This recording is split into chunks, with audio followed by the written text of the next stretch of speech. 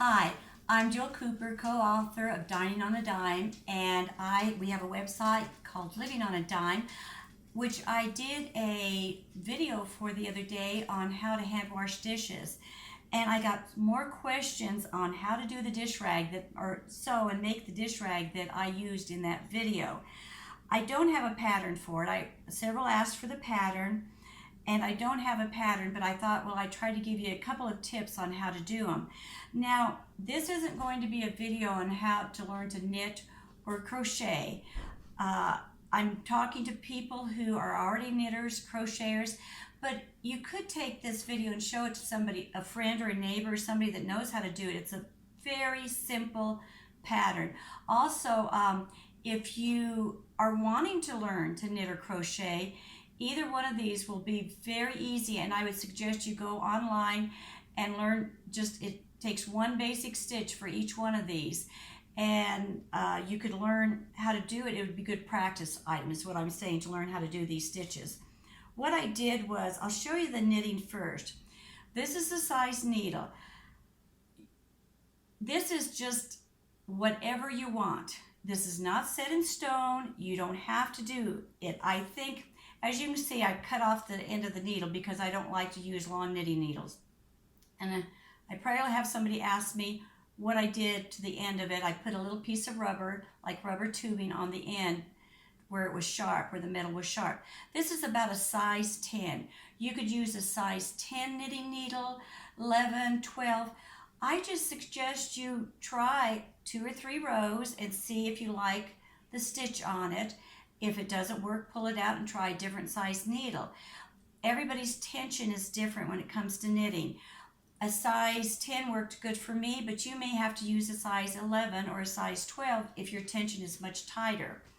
One of the things you need to remember too is think messy, loose and messy. The looser these are, you don't have to have perfect stitches.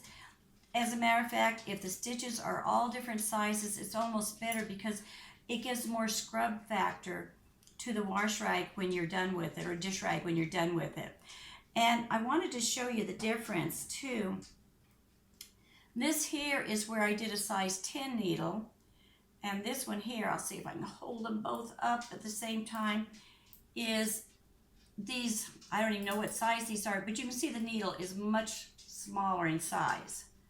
Okay, this is going to take talent, but you can see the difference in the loops. This one would be okay. I happen to have these in my work basket, so I picked them up and started one with these needles, but I prefer this size of any. It's just what you want. Like I said, it doesn't really matter, but try size 10 to 12. Now, I quit working on this one because, as you can see, it is much, much longer than this one here. And this was about 60, this was about 60 stitches. I need 4 hands. And this one here, I put on about between 25 and 30 stitches for this one. That's the size I prefer. If you have larger hands, maybe you want to have the little bit bigger dish rag. But what I like about this size is it fits in my hand easy to hold. I also, if I have a mug, it fits down in a mug or a small little bowl or container, and it'll fit down in there. You can mush it up very small, this size, and get down in there and scrub really good. That's why I like these with the looseness. Now, as far as what I use for the knitting stitch on here, I just use knit. All what you do is just knit back and forth and back and forth. The one stitch is a knit stitch. I'm almost done with this. I might add about 4 more rows to this, but it's pretty close to being done. I usually do them about 7 to 8 inches square, but you can do them, like I said, whatever size you want. Now, I wanted to show you the difference. This here is a very, very thin thread. You can use cotton, crochet cotton thread like this. You can use pearl cotton. You can use just very flexible, thin string. This here is warp.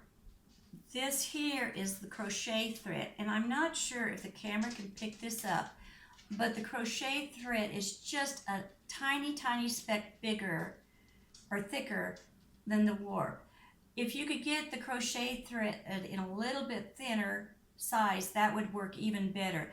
The thinner the better, the softer and more flexible. This here is a little bit stiffer than what this is. You can see how that just flops. The crochet thread doesn't flop quite so much. It doesn't matter as long as it's 100% cotton, thin, and very, very flexible. Now, I had my mom do this for me. This is for the crocheters. And she used a size K crochet hook. So you can see how big this one is. And this is what she came up with. And this is pretty good. Now, she did use the thicker thread. If she'd used the thinner, the holes would have been bigger. My mom's a little bit tighter crochet, she does the tension a little bit tighter on her crocheting. So she had to really work at thinking loose, and she does very perfect crocheting. So she had to think about this. But all she did was do single crochet, back and forth, back and forth. You can start out with just a chain stitch and then do the single crochet in this chain stitch. Make it the length or the size you want. I would probably make this, maybe an inch or two bigger. But like I said, that really doesn't matter. What she did is here, she just did the single crochet. She went in, let's see if I can find him here. If you can see the double 2 stitches, she went in the front stitch here and picked up for these. On this bottom part, she picked up both the stitches, the front and the back loops. What we decided was to do like 3 rows where you pick up both the front and the back loops, and then start do single crochet doing that for a couple of rows. Then do single crochet again, but only pick up the front loop is all for the rest of the body. Then you might end in a row or 2 of the double loop, catching the double loop again. Why we thought that might work is it gives a little bit more body or snagging. That's too complicated. Just do the front loop and single crochet all the way across. And so you can either crochet these or you can knit these.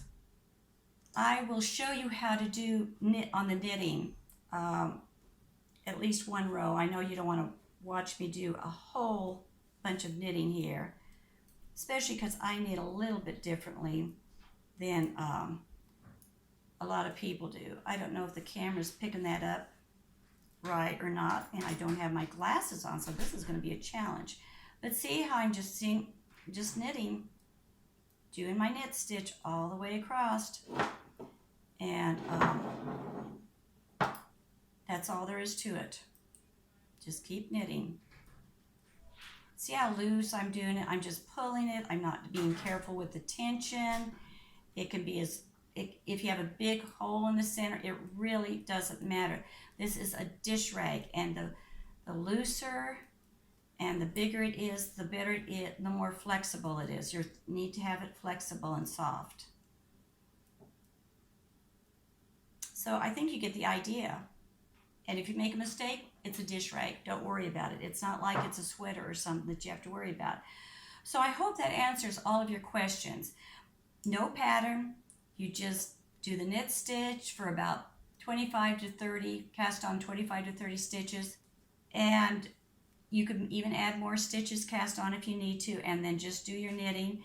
The whole secret is in the thin thread that you use, and make it soft, and the soft and flexible thread. You can find this stuff I love finding this stuff at a thrift store, better than even a regular Hobby Lobby, but you can find it at Hobby Lobby. So I hope that answers a lot of your questions that you had on this. Please visit us at livingonadime.com.